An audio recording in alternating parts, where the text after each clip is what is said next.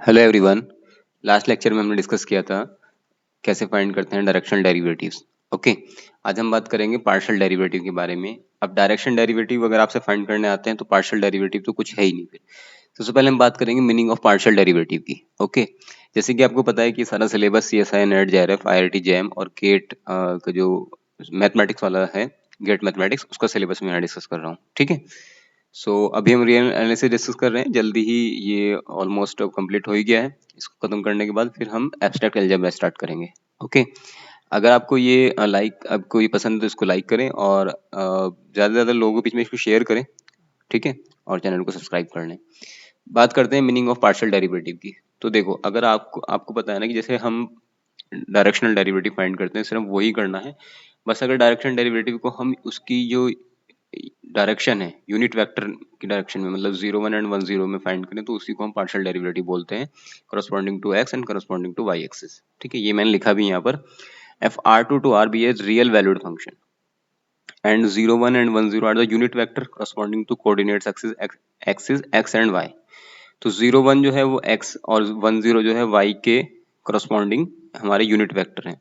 Then the partial derivative denoted by del f upon del x means the directional derivative in the direction of 1 0, that is the direction of x axis। तो del f upon del x का मतलब क्या है कि हम x X की direction में directional derivative find कर रहे हैं। ठीक है, इसको हम पार्शियल डेरिवेटिव बोलेंगे with respect to x of the function f। Okay, hence del f upon del x and del f upon del y at c equal to A B. कोई एक पॉइंट है, पॉइंट कहाँ पर होता है? ये point होता है हमारा डोमेन के अंदर। पॉइंट सी जो है डोमेन में है, क्योंकि हम 2D में बात कर रहे हैं, फंक्शन ऑफ सेवरल वेरिएबल में। सो ये कोई पॉइंट सी हमारा कोई भी पॉइंट हो सकता है। इस पॉइंट के ऊपर अगर हमें पार्शियल डेरिवेटिव फाइंड करना है, किसी डायरेक्शन क्या होगी, 1 0 या 0 1। 1 0 का मतलब एक्स एक्सिस, सॉरी 0 1 का मतलब एक्स एक्सिस और 1 0 का मतलब Y axis. Okay, at c equal to ab are the directional derivative of 1 0 and 0 1 respectively, okay, in the direction of x and y। यही लिखा भी है मैंने यहाँ पर। So in general, if f r rn to rn is one valued function, the partial derivative del f upon del x k, अभी क्या हो, kth डायरेक्शन की बात कर रहे हैं इसलिए k लिख दिया यहाँ पर, at point c कोई पॉइंट भी हो सकता है a b, ठीक है, is the directional derivative in the direction of uk। uk means kth position पे जो नंबर है, वहां तो हम 0 1 की बात करी थी, मतलब हम 2D की बात कर रहे थे, 1 0 0 1 आ रहा था। लेकिन अगर हम एन डायमेंशनल वेक्टर स्पेस में बात कर रहे हैं, ठीक है, एन डायमेंशनल है, तो हम उसको यू के मतलब kth डायरेक्शन की बात कर रहे हैं, where k is the point in the unit vector in the direction of kth axis. kth axis मतलब इसमें लिख दिया इसको यूके। यूके का मतलब 0 0 0, यहाँ kth पोजीशन पे बना रहा है, तो इसको क्या बोलेंगे हम, kth डायरेक्शन में। ठीक है, kth axis, X axis, Y axis, first second, ऐसे kth एक्सिस में। ठीक है, that is f dash c uk is the partial derivative of f in the direction of uk। uk means मतलब kth position पे जब हमारे पास 1 लिखा है वहां पर, denoted by f dash c uk which is equal to del f upon del x k at point c। ठीक है, c वही a b वाला पॉइंट है।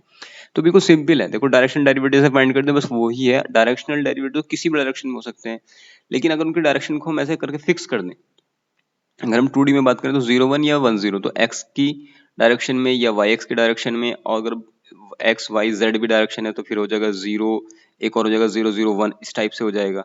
और फिर मान लिया एक और कोई नई डायरेक्शन p मान लेते हैं, तो इसी तरह से अगर nth मानते हैं तो हमने uk ले लिया, kth पोजीशन में यहाँ 1 लिखा हुआ है। ठीक है बात, तो ये है हमारा partial derivative in general. Okay, चलिए, आई होप ये आपको क्लियर हो रहा होगा। कोई डाउट है ना किसी को तो कमेंट सेक्शन जरूर लिखें, मैं उसका डाउट क्लियर करूंगा, और जल्दी मैं अपना नंबर इसमें शेयर करूंगा आपसे। अगर फिर आप मुझको व्हाट्सएप पे भी कोई भी कमेंट कर सकते हैं, जिस तरह की आपको डाउट है पूछ सकते हैं रिलेटेड टू CSI या नेट JRF, IIT JAM और गेट मैथमेटिक्स के। ओके, चलिए, एक नोट लिखा मैंने यहाँ पर, F R N to R M such that F X one X two X N. अब ये क्या है आप सबको पता है, क्योंकि मैं पहले डिस्कस कर चुका हूँ, जाके मेरा वीडियो देख लें आप, जो हमने सेवरल वेरिएबल डिस्कस किया है उसमें वैसे लिखते हैं ना, X one X two X N, F of F one, F of F two, F of F three, up to F of M M, ये इनकी वैल्यूड है। Then F dash C U exist if and only if, मतलब partial derivative at point C in the direction of U exist if and only if F I C U exit for all I equal to 1 to m। जितने भी हमारे पास F eyes हैं, F1 F2 F3, ये सारे के सारे exist करने चाहिए तब हम कहेंगे हमारा पार्शियल डेरिवेटिव एग्जिस्ट करता है। ओके, अगर पार्शियल डेरिवेटिव एग्जिस्ट करता है तो इसका मतलब ये नहीं हो जाएगा कि वो कंटिन्यूअस भी है। ठीक है, existence of partial derivative does not ensure the continuity. Partial derivative exist करे इसका मतलब ये नहीं है कंटिन्यूटी भी होगी। इसके लिए एग्जांपल हमने नीचे लिखा है, F X equal to X Y equal to F X Y equal to X Y square upon X square plus Y square if X equal to zero otherwise zero. ठीक है, मतलब जीरो पे value zero है, अगर जब zero की इसकी value zero नहीं है।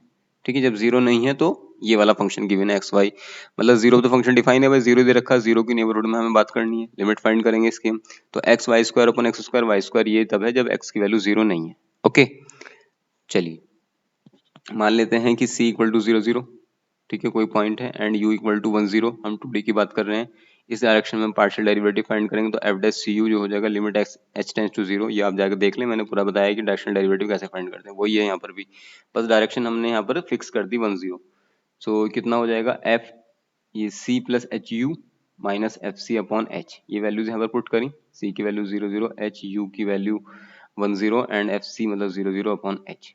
ठीक है, limit H tends to zero, F ये तो 0 0 ही हो जाएगा, ये हो जाएगा एच 10 एज इट इज, और एफ 0 0 की वैल्यू कितनी 0 हो जाएगी upon H equal to 0। Okay, 0 0 हो जाएगी ना, देखो यहाँ पर जब हम पुट करेंगे x बराबर 0 y बराबर 0 तब की बात हो रही है। तो डायरेक्शन डेरिवेटिव एग्जिस्ट कर गया इन द डायरेक्शन ऑफ 10। अब इसकी हम लिमिट फाइंड करते हैं, limit X Y tending to zero X Y square upon X square plus Y की पावर 4 और वाई की पावर 2 जो भी है ये। ठीक है, 2 ही लिख लो, 4 लिख लो या 2 लिख लो, इससे कोई फर्क नहीं पड़ेगा। पुट कर दो x बराबर एम वाई स्क्वायर, जैसे पुट करेंगे तो ये डिपेंड कर जाएगा m के ऊपर। ठीक है, जब m के ऊपर डिपेंड कर जाएगा इसका मतलब डिपेंडिंग ऑन जैसे जैसे m की वैल्यू चेंज करेंगे लिमिट चेंज हो जाएगी, इसका मतलब लिमिट डज नॉट एग्जिस्ट। सो इसका मतलब ये हो गया कि पार्शियल डेरिवेटिव तो एग्जिस्ट कर रहा है लेकिन लिमिट एग्जिस्ट नहीं कर रही है फंक्शन की। ओके, तो ये सिंपल सा कॉन्सेप्ट है इसका। ये रिजल्ट आपको याद रखना है कि कोई कोई कहे कि भाई partial derivative limit is exist और नॉट, तो ये मे और मे नो नोट वाला केस जरूरी नहीं है, नेसेसरी नहीं है कि ऑलवेज एग्जिस्ट ही करेगी। ओके, बस ये आपको बताना था, इसलिए मैंने एग्जांपल लिया भी है ये।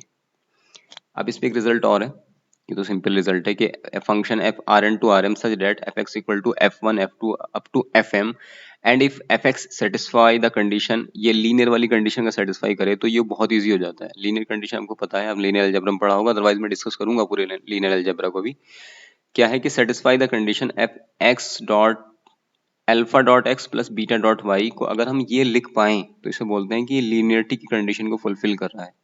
ठीक है, ये इतनी part f x into alpha plus beta into y equal to alpha times of f x plus beta times of f of y for all x y belongs to R n. Okay, ये अगर हम लिख पा रहे हैं तो हम कहेंगे लीनियरिटी कंडीशन फुलफिल कर रहा है। अगर लीनियरिटी कंडीशन को फुलफिल करता है where alpha beta are the scalar and x y are the vector, then the directional derivative of f at point c in the direction of u is given by simply f dash cu जो हो गया ना, अब वो सिर्फ क्या रह जाएगा fu रह जाएगा, मतलब इसमें से c ऑटोमेटिकली गायब हो जाएगा। क्यों हो जाएगा गायब? क्योंकि लीनियरिटी कंडीशन को फुलफिल कर रहा है। और यहाँ देखो मैंने इसको लिख के भी दिखा दिया आपको, limit H tends to zero f c plus H U minus F C upon h. अब देखो ये f c plus H u according to this definition of linearity हम लिख सकते हैं f c plus h times of f u, और ये बाहर एफ सी है, एफ सी से एफ सी कैंसिल हो जाएगा, एच से एच कैंसिल हो जाएगा, रह जाएगा कितना यू, एफ यू रह जाएगा सिर्फ। ठीक है, तो इसका मतलब ये हो गया कि ये जो था हमारा एफ डैश सी यू था, ये तो एफ डैश सी यू के बराबर होता है इतना, ये किसके बराबर रह गया सिर्फ एफ यू के बराबर रह गया। ये मैंने लिख भी दिया है नेक्स्ट पेज पे कि लिमिट एफ यू, तो एफ डैश सी यू जो रह गया सिर्फ कितना रह गया एफ यू के बराबर आ गया। ठीक है, तो अगर लीनियरिटी कंडीशन को फुलफिल करता है हमारा गिवन फंक्शन तो हम लिख सकते हैं कि जो डायरेक्शनल डेरिवेटिव है, जो पार्शियल डेरिवेटिव है at point C in the direction of u which is equal to F of u only. Okay, जैसे कि ये एग्जांपल लिखा भी है सामने आपके, R2 to R2 such that fxy equal to x minus y। अब देखो ये लीनियरिटी कंडीशन को फुलफिल कर रहा है, ये लीनियर फंक्शन है। This function satisfy the linearity property, then directional derivative at a b मतलब वो सी जो पॉइंट है उसको ए बी लिख दें यहाँ पर, in the direction of u is given by F dash C U equal to F U. F dash C जो होगा वो किसके बराबर हो जाएगा, एफ यू के बराबर हो जाएगा for all belongs to c belongs to R n. Okay, अगर हम यहाँ पे, अब ये तो हमें मिल चुका है, अब c तो कुछ रह ही नहीं गया, सिर्फ एफ यू के बराबर आ गया। अब u की वैल्यू अगर चेंज कर दें, अगर u बराबर ले लेते हैं 10 तो एफ डैश सी यू बराबर एफ यू, तो u की जगह कितना 10 बराबर किसका आ जाएगा 10 का आ जाएगा, क्योंकि फंक्शन कैसे डिफाइन है x माइनस वाई ऐसे डिफाइन है। ओके, सिमिलरली अगर 10 पुट करते हैं वहां तो 10 पुट के अब 01 पुट करते हैं तो ये आ जाएगा u की जगह पर सिर्फ 0 1 तो यहाँ आ जाएगा 0 -1। सिमिलरली 2 3 पुट करते हैं तो ये आ जाएगा 2 3, 2 3 का मतलब y का मतलब यहाँ हो जाएगा कन्वर्ट हो जाता है -y में। ओके, सिंपल सी बात है, कुछ नहीं करना है इसके अंदर से ज्यादा। आई होप ये आपको क्लियर हो गया होगा। फिर भी किसी को डाउट है तो कमेंट सेक्शन में जरूर बताएं, and if you like the content please like and subscribe the channel. Okay guys, thank you again, thank you so much.